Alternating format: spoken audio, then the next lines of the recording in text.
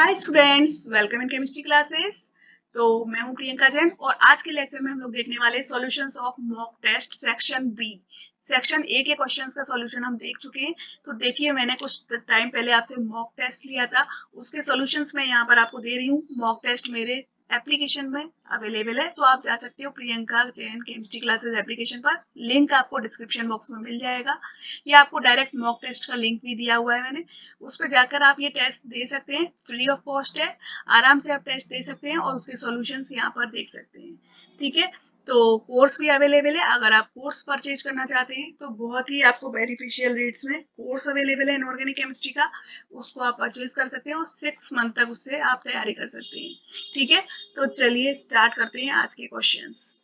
सबसे पहला क्वेश्चन है आपका, ये देखिए पहले नंबर के क्वेश्चन में आपसे मैंने क्या कहा था, मैं क्वेश्चंस यहाँ पे राइट डाउन नहीं कर रही हूँ। ठीक है, आई होप आपके पास क्वेश्चंस होंगे। For the catalytic activity of CuN containing enzyme super oxide dismutase. यहाँ पर आपसे किस एंजाइम की बात करी गई थी? कॉपर जिंक का एक एंजाइम होता है सुपर ऑक्साइड डिसम्यूटेज। ठीक है, अगर आपने पढ़ रखा है तो ठीक है, अदरवाइज जब मैं आपको बायो इनऑर्गेनिक केमिस्ट्री पढ़ाऊंगी ऐप में तो ये पढ़ाऊंगी। ठीक है, ये एक एंजाइम होता है, इसमें एक्टिव साइट पर आपको क्या दिए होते हैं? कॉपर और जिंक दिए होते हैं। अब आपसे कहा गया था करेक्ट स्टेटमेंट छांटने, तो कॉपर और जिंक बोथ आर एसेंशियल, पहला ऑप्शन आपको दिया था ये। तो एक्चुअली में कॉपर और जिंक दोनों एसेंशियल नहीं होते हैं, सिर्फ कॉपर एसेंशियल होता है। ठीक है, ये एंजाइम क्या करता है मैं थोड़ा बता देती हूँ आपको। ये एंजाइम एक रिएक्शन को कैटेलाइज करता है 2O2 minus plus 2H plus, तो आपको मिलता है H2O2 प्लस O2। इस तरीके से आपको H2O2 मिलती है और ऑक्सीजन निकलती है। इसकी दो सब यूनिट्स होती हैं। ठीक है, हर सब यूनिट में एक Cu सेकेंड होता है और एक जिंक सेकेंड होता है। ठीक है, हर सब यूनिट में ये होते हैं, एक सब यूनिट ये रही, एक सब यूनिट इस तरीके से यहाँ रही, इन दोनों में होते हैं। अब इसमें से जो कॉपर होता है ये हमारा इसेंशियल एलिमेंट होता है, दिस इज इसेंशियल वन, इसको हम रिप्लेस नहीं कर सकते हैं। लेकिन अगर हम जिंक को चाहें तो इस जिंक को हम रिप्लेस कर सकते हैं, किसके द्वारा? Cu सेकेंड के द्वारा या फिर Cd सेकेंड के द्वारा। ठीक है, इनसे इसे रिप्लेस किया जा सकता है इजीली, और इससे इसकी एक्टिविटी पर कोई भी इफेक्ट नहीं पड़ता है। यानी इससे क्या पता चलता है कि जो Cu है ये हमारा मेन रोल प्ले कर रहा है और जो जिंक है वो सिर्फ सपोर्टिव रोल प्ले कर रहा है। ठीक है, तो ऑप्शन नंबर सेकंड में आपको दिया हुआ था, क्या दिया था? ओनली कॉपर इज एसेंशियल, तो ये आपका राइट है। ठीक है, और आपको ऑप्शन नंबर फोर्थ में दिया हुआ था कि जिंक में be replaced by other divalent metal, तो यस जिंक को आप रिप्लेस कर सकते हो। ठीक है, तो option number second and fourth इस तरीके से इसके राइट आंसर थे। चलिए नेक्स्ट क्वेश्चन देखते हैं क्या था। एक देखिए मैंने आपको क्वेश्चन दिया था निकिल के ऊपर, सेकंड नंबर का क्वेश्चन। वो क्या था? The oxidation state of nickel. Nickel की हमको बतानी थी ऑक्सीडेशन स्टेट। ठीक है, और हमें बताने थे मेटल मेटल बॉन्ड्स का नंबर। ठीक है, ये किसमें बताना था आपको? Ni2CO होल 6 माइनस 2 में। ये कॉम्प्लेक्स आपको दिया था जो कि 18 इलेक्ट्रॉन रूल को फॉलो कर रहा है। ठीक है, 18 इलेक्ट्रॉन रूल को फॉलो करता है, तो हमको बताना था। अब देखिए, सबसे पहले हमको निकालनी है इसकी ऑक्सीडेशन स्टेट। तो यहाँ पर आपको दिया हुआ है Ni2, तो निकिल है। मान लीजिए आप निकिल की ऑक्सीडेशन स्टेट X है, तो 2X कर दीजिए। यहाँ पर CO आपको दिया है, इसकी जीरो ऑक्सीडेशन स्टेट होती है, तो प्लस जीरो कर दीजिए, विल बी इक्वल टू -2। तो x की वैल्यू आपकी क्या आती है यहाँ पर? -1। यानी एक चीज तो आपने निकाल ली, ऑक्सीडेशन स्टेट -1 है। अब आपको निकालने मेटल मेटल बॉन्ड्स, तो आप क्या करोगे? मेटल मेटल बॉन्ड्स का क्या होता है? मेटल मेटल बॉन्ड का नंबर जो होता है इसके लिए फॉर्मूला होता है 18n minus total valency electron divided by 2। ठीक है, अब यहाँ पर n की वैल्यू 2 है, दो मेटल एटम्स हैं। ठीक है, तो 18 इंटू 2 करिए, माइनस टोटल वैलेंसी इलेक्ट्रॉन्स आपको कितने दिए हुए हैं वो आप काउंट कर लीजिए। ठीक है, तो यहाँ पर मैं काउंट करती हूँ टोटल वैलेंसी इलेक्ट्रॉन्स कितने थे आपके। देखिए, निकिल में आपके 10 इलेक्ट्रॉन्स थे, 10 इंटू 2। ठीक है, प्लस ये आपको दिया है carbonyl ligand, her ligand 2 electrons they रहा है, 2 इंटू 6। ठीक है, प्लस 2 इलेक्ट्रॉन्स आपको इस माइनस चार्ज की काउंट करने हैं, तो टोटल आपके कितने आ जाते हैं यहाँ पर 34। ठीक है, तो यहाँ पर आप रखोगे 34 डिवाइडेड बाई 2, तो 36 minus 34 divided by 2 will be equal to 2 divided by 2 is equal to 1, यानी यहाँ पर एक मेटल मेटल बॉन्ड है। तो इसलिए इसका आंसर था ऑप्शन नंबर सी, जिसमें आपको दिया हुआ है कि इस पर -1 तो ऑक्सीडेशन स्टेट है और 1 यहाँ पर मेटल मेटल बॉन्ड है। ठीक है, चलिए नेक्स्ट क्वेश्चन देखते हैं। देखिए थर्ड क्वेश्चन में आपको क्या था, CO बॉन्ड लेंथ का ऑर्डर बताना था। CO बॉन्ड लेंथ का ऑर्डर आपको बताना था और आपको कंपाउंड्स कौन से दिए थे, एक आपको दिया था BH2CO, ठीक है, एक आपको दिया था MnCO होल ट्वाइस माइनस, एक आपको दिया था CrCO होल 4 और एक आपको दिया था VCO होल 4 इस पर माइनस चार्ज। ठीक है, अब देखिए इसके पीछे की थ्योरी क्या है। वैसे तो आपको इसके लिए पूरा वीडियो देखना पड़ेगा, ठीक है, पर बेसिक में यहाँ पर आपको कॉन्सेप्ट बताए दे रही हूँ किस तरीके से हो रहा है। ठीक है, बाकी का सारा कुछ जो भी है वो हम ऑर्गेनोमेटेलिक्स जब पढ़ेंगे तब समझेंगे। ठीक है, तो देखिए एक्चुअली में होता क्या है, ये पूरी एक फिनोमिना है बैक डोनेशन की। यहाँ पर मेटल है, उसका जब कार्बोनाइल लिगेंड के साथ में इस तरीके से बॉन्ड बनता है तो ये एक तरीके का कोऑर्डिनेशन बॉन्ड है, आप जानते हो। ये जो C है, ठीक है, यहाँ पर ये क्या कर रहा है, मेटल को इलेक्ट्रॉन डेंसिटी डोनेट कर रहा है। ठीक है, अभी इसके साथ में क्या हो रहा है, मेटल के पास में इलेक्ट्रॉन डेंसिटी इस तरीके से एक्यूमुलेट हो जा रही है, तो मेटल इसे क्या करती है, बैक डोनेट करती है। जब बैक डोनेशन होता है तो वो किसमें होता है, एंटी बॉन्डिंग ऑर्बिटल में होता है। एंटी बॉन्डिंग ऑर्बिटल में जब इलेक्ट्रॉन डेंसिटी बढ़ती है तो आपको पता है ये जो CO बॉन्ड है इसकी बॉन्ड स्ट्रेंथ कम हो जाएगी। ठीक है, इसका बॉन्ड ऑर्डर क्या होगा, डिक्रीज करेगा। अच्छा, जब बॉन्ड ऑर्डर डिक्रीज करेगा तो बॉन्ड लेंथ क्या हो जाएगी, बॉन्ड लेंथ बढ़ जाएगी। ठीक है, तो बस यही बात आपको ध्यान रखनी है, जितना ज्यादा बैक डोनेशन होगा, ठीक है, बैक डोनेशन जितना ज्यादा होगा, यानी कि ये देखिए बैक डोनेशन जितना ज्यादा होगा बॉन्ड ऑर्डर उतना ही कम होगा और बॉन्ड लेंथ उतनी ही ज्यादा होगी। ठीक है, तो सबसे पहली बात, जितने ज्यादा CO लिगेंड्स होंगे, ठीक है, higher the CO ligands, CO ligands की जितनी संख्या ज्यादा होगी, जितना ज्यादा नंबर होगा CO लिगेंड्स का उतना ही ज्यादा बैक डोनेशन होगा और फिर हम कह सकते हैं जो बॉन्ड लेंथ है वो भी उतनी ही ज्यादा हो जाएगी। ठीक है, और दूसरी चीज, निगेटिव चार्ज जितना ज्यादा होगा मेटल के पास तो क्या होगा, निगेटिव चार्ज का मतलब क्या है, इलेक्ट्रॉन डेंसिटी। तो इलेक्ट्रॉन डेंसिटी बढ़ रही है उसका मतलब क्या है, बैक डोनेशन बढ़ेगा, बैक डोनेशन बढ़ेगा तो बॉन्ड ऑर्डर कम होगा और बॉन्ड लेंथ जो होगी हमारी अगेन बढ़ेगी। तो सबसे पहले हमें देखना है नंबर ऑफ CO लिगेंड्स, उसके बाद देखना है निगेटिव चार्ज। तो यहाँ पर देखो सबसे ज्यादा, ये देखिए 4 यहाँ पर है और 4 यहाँ पर है, उसमें भी यहाँ पर निगेटिव चार्ज है, तो सबसे ज्यादा होगा आपका VCO होल 4 माइनस में, उसके बाद होगा CrCO होल 4 में, उसके बाद यहाँ पर निगेटिव चार्ज आ रहा है और CO लिगेंड्स है। ठीक है, तो उसके बाद आएगा MnCO होल ट्वाइस माइनस और उसके बाद आएगा आपका BH2CO। ठीक है, तो ऑप्शन नंबर बी इसका राइट आंसर होगा। ठीक है, चलिए देखते हैं नेक्स्ट क्वेश्चन। एक क्वेश्चन मैंने आपको दिया था, क्या था, क्वेश्चन नंबर 4, Na आपको कॉम्प्लेक्स दिया हुआ था Na eta 5 C5H5 FeCO whole twice. ठीक है, ये कॉम्प्लेक्स आपको दिया था, ये कॉम्प्लेक्स किसके साथ रिएक्शन कर रहा था, Br2 के साथ, तो एक आपको मिल रहा था प्रोडक्ट A। ठीक है, इस प्रोडक्ट A को जब आप LiAlH4 के द्वारा रिड्यूस कर रहे थे तो आपको मिल रहा था प्रोडक्ट B। ठीक है, प्रोडक्ट B को जब आप इसका NMR देख रहे थे तो इसमें आपको 2 सिंगलेट्स मिल रहे थे। ठीक है, इसमें आपको मिल रहे थे 2 सिंगलेट्स इन रेशियो ऑफ 5:1। ठीक है, तो आपको बताना था A और B का क्या होगा, A और B का स्ट्रक्चर। ठीक है, दोनों कंपाउंड्स आपको बताने थे। तो पहले हम देखते हैं ये जो कंपाउंड आपको दिया हुआ है ये क्या है, ये देखिए, ये आप Na को हटा दीजिए। ठीक है, इसकी जगह आप लगा लो यहाँ पर negative charge.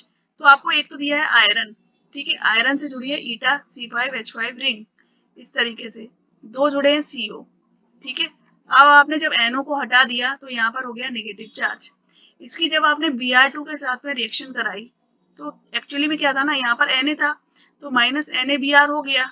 Okay, minus NaBr हो गया और जो Br था वो यहाँ पर अटैच हो गया इस तरीके से। ठीक है, FeCO CO और Br। इस तरीके से कंपाउंड बन गया आपका, राइट। अब ये कंपाउंड को आपने क्या कराया, लिथियम एल्यूमिनियम हाइड्राइड से रिएक्शन कराई, और ये क्या है आपका रिड्यूसिंग एजेंट है। ये यहाँ पर रिड्यूस, इस कंपाउंड को रिड्यूस करेगा, यानी कि ये क्या करेगा, Br को हटा देगा और यहाँ पर H लगा देगा। तो इस तरीके से आपको एक कंपाउंड मिल जाएगा FeCO COH। ठीक है। अब आपको देखिए इसको पहचानने का तरीका क्या था, आपको दो सिंगलेट्स मिल रहे थे 5:1 की रेशियो में। तो मतलब क्या है, दो टाइप के प्रोटॉन्स हैं। जो 5 प्रोटॉन्स हैं वो C5H5 रिंग के होंगे, क्लियरली बात है, क्योंकि हमें C5H5 रिंग ईटा 5 टाइप की दी है, तो ये पांचों एक टाइप के प्रोटॉन्स हैं। और एक प्रोटॉन अलग टाइप का है, तो यानी ये रिंग एक दे रही है सिग्नल और एक दे रही है ये हाइड्रोजन। ठीक है, तो इसलिए दो आपको सिग्नल्स मिल रहे हैं 5:1 के रेशियो में। इसलिए आपका ऑप्शन नंबर ए इसमें राइट आंसर था। ठीक है, ऑप्शन नंबर ए में आपको ये दोनों कंपाउंड दिए हुए थे और ये इसका राइट आंसर था।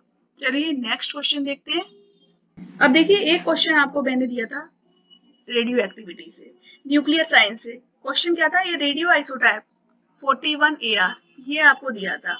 ये डिके कर रहा है पहले तो किस रेट पर, 34,500 डिसइंटीग्रेशन पर मिनट।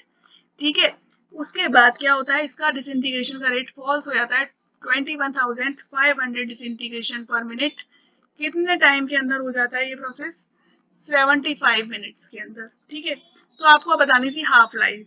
तो हाफ लाइफ के लिए हम क्या कर सकते हैं, देखिए पहले हमको यहाँ पर ये पता है ये फर्स्ट ऑर्डर की काइनेटिक्स को फॉलो करता है, तो हमको लैम्डा को निकालना पड़ेगा, यानी कि rate constant 2.303 upon T log n0 upon n, ये रख देंगे। ठीक है, तो इसमें वैल्यू रख देंगे 2.303 अपॉन टी की वैल्यू 75 मिनट्स। ठीक है, लॉग लेना है आपको किसका, देखिए पहले इनिशियल स्टेट क्या है, ये डिसइंटीग्रेशन हो रहे हैं इतने पर मिनट से, और जो आफ्टर वाली स्टेट है वो क्या है 21,500 डिसइंटीग्रेशन हो रहे हैं, तो हम यही वैल्यूज यहाँ रख देंगे।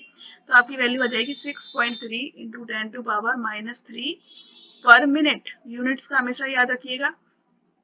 ठीक है, फिर हमको निकालना था टी ऑफ, तो वो किससे निकलेगा 0.693 अपॉन लैम्डा। ठीक है, तो वैल्यू आ जाएगी 0.693 अपॉन 6.3 इंटू 10⁻³ यानी ये वैल्यू आ गई आपकी 110 मिनट्स। ठीक है, तो इस तरीके से इस क्वेश्चन का आंसर आना था ऑप्शन नंबर बी। ठीक है, क्लियर हो गया होगा आप सभी को। चलिए नेक्स्ट क्वेश्चन समझते हैं। एक क्वेश्चन आपको मैंने दिया था क्वेश्चन नंबर 6, जो कि दिया था आपको एनालिटिकल केमिस्ट्री से। यूजिंग क्यूवेट की लेंथ आपको दी हुई थी कितनी, 0.5 सेंटीमीटर। ठीक है, उसकी कंसंट्रेशन आपको दी थी 10⁻⁻⁴ मोल। ठीक है, और ट्रांसमिटेंस आपको दी थी मैंने, कितनी थी ट्रांसमिटेंस 50%।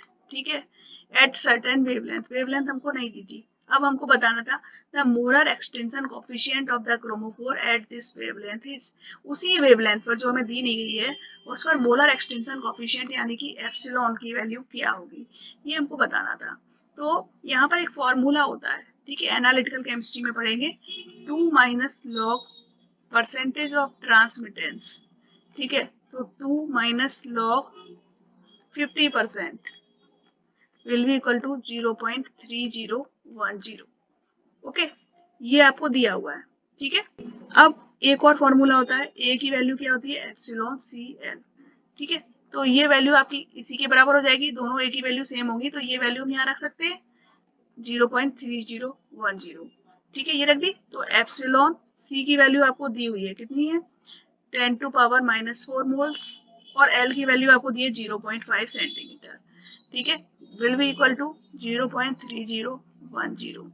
तो एप्सिलॉन की वैल्यू कितनी आ जाएगी 0.3010 divided by 10⁻⁻⁴ into 0.5, so it will be equal to 6020 mole inverse 1 centimetre inverse 1। ठीक है, तो ये इस क्वेश्चन का आंसर होगा। बहुत ज्यादा इसके डिटेल में जानना चाहते हैं, तो मैथमेटिकल कॉन्सेप्ट्स हैं वो समझना चाहते हैं, तो मेरे वीडियोस यूट्यूब पे भी पड़े हुए हैं, और जो अभी हम कोर्स लॉन्च कर रहे हैं उसमें ये सारा कुछ मैं आपको पढ़ाऊंगी। ठीक है, तो वहां पर आप इस कोर्स में भी देख सकते हैं। चलिए नेक्स्ट क्वेश्चन समझते हैं। अब देखते हैं 7th नंबर का क्वेश्चन, जो कि आपका एफ ब्लॉक एलिमेंट से मैंने दिया था, EU+3 के बारे में था, जिसका एटॉमिक नंबर आपको दिया हुआ था, कितना था, 63 था। ठीक है, तो पहली चीज आपसे जो कहा गया था, इसमें आपको क्या करना था, करेक्ट स्टेटमेंट फाइंड आउट करने थे। पहला कहा गया था कि ऑब्जर्व्ड और calculated magnetic movements are in agreement, यानी कि दोनों मैग्नेटिक मूवमेंट बराबर है। पर एक्चुअली में आप देखोगे ना, जब EU+3 और SM+3 ये दो आपके कंपाउंड से, इनके केस में क्या होता है, जो ग्राउंड लेवल है और एक्साइटेड लेवल है, इनके बीच में बहुत छोटा सा गैप होता है। और जो रूम टेम्परेचर की एनर्जी होती है ना, KT से निकाली जाती है, वो सिर्फ क्या करती है, इलेक्ट्रॉन्स को एक्साइट कर देती है अपर लेवल में। यानी जो इलेक्ट्रॉन्स हैं वो क्या हो जाते हैं, ऊपर वाले लेवल में पहुंच जाते हैं। तो अब अपर स्टेट ज्यादा पॉपुलेटेड है, तो एक्चुअली में जो ऑब्जर्व्ड मैग्नेटिक मूवमेंट आप देखते हो, वो आपका जो कैलकुलेटेड है उससे ज्यादा निकल कर आता है। ठीक है, इसलिए जो ऑप्शन नंबर 1 था आपका, वो फॉल्स था। ठीक है, अब सेकंड ऑप्शन पर आप आते हो, उसमें आपको दिया है the higher energy state 7F1 and 7F2 are populated and leads to increase in the observed magnetic movement. तो ये आपका सही है, क्योंकि ऐसा ही एक्चुअली हो रहा है। अभी मैंने कहा हायर एनर्जी स्टेट पॉपुलेटेड है, तो ऑप्शन नंबर 2 आपका राइट है। ठीक है, ऑप्शन नंबर 3 में आपको दिया है 4F orbital is more than half field. ठीक है, अब ये 4F ऑर्बिटल में आपके यहाँ पर इलेक्ट्रॉन्स कितने आएंगे, देखिए EU आप देखते हो कॉन्फ़िगरेशन क्या होता है, जीनोन का कॉन्फ़िगरेशन 4F7 6S2। एक चीज याद रखिएगा कि एफ ब्लॉक एलिमेंट्स का कॉन्फ़िगरेशन आपको जरूर याद होना चाहिए, क्योंकि कॉन्फ़िगरेशन से रिलेटेड काफी क्वेश्चंस मैग्नेटिक मूवमेंट्स वगैरह से पूछे जाते हैं। ठीक है, तो ये आपको आना चाहिए। तो यहाँ पर इसका कॉन्फ़िगरेशन ये है EU का। अब आपको दिया है EU+3, तो यानी कि ये हो गया जीनोन 4F6 और 6S0। तो ये आपका लेस देन हाफ फिल्ड है, लेस देन हाफ फिल्ड है। ठीक है, इसलिए ये आपका ऑप्शन कैसा है, रॉन्ग है। तो ऑप्शन नंबर 3 आपका फॉल्स है। अब आते हैं आप चौथे नंबर के ऑप्शन पर। आपको क्या दिया है, ground state term symbol is 7F0। तो ग्राउंड स्टेट टर्म सिंबल निकाल कर देखते हैं कैसे निकलेगा। EU+3 का आपको कॉन्फ़िगरेशन दिया है 4F6। ठीक है, तो इसको आप बनाकर देख लो।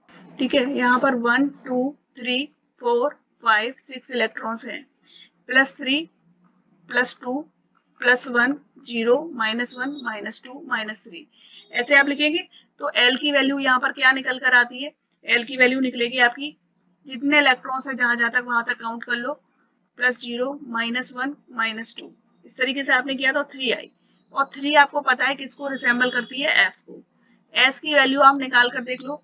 S की वैल्यू आप क्या करोगे, यहाँ पर हाफ करते जाइए, सारे इलेक्ट्रॉन्स के हाफ प्लस कर दो, half plus half plus half, total 6 electrons हैं। ठीक है, तो आप प्लस करोगे तो आपकी वैल्यू आ जाएगी आपकी 3। ठीक है, 2s+1 करके स्पिन मल्टीप्लिसिटी निकालेंगे तो वैल्यू आपकी आ जाएगी 7। ठीक है, J की वैल्यू आप निकालोगे, चूंकि आपका cell less than half filled है, इसके रूल्स होते हैं। ठीक है, तो J = L-S आएगा, तो आपकी वैल्यू आ जाएगी 3 - 3 = 0।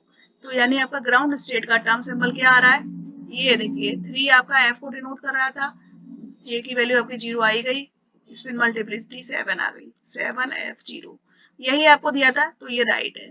ठीक है, तो आपका स्टेटमेंट कौन सा सही है, एक तो ऑप्शन नंबर 2 सही है और एक ऑप्शन नंबर 4 सही है।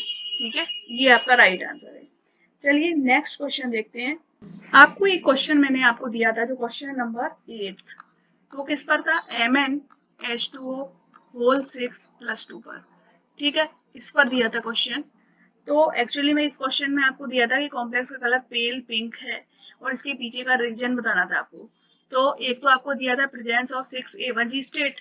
तो एक्चुअली में MnH2O होल 6+2 में 6A1G स्टेट ही प्रेजेंट है। कैसे है, देखो D5 कॉन्फ़िगरेशन है, ये आपको दिया है Mn+2, D5 है, हाई स्पिन है।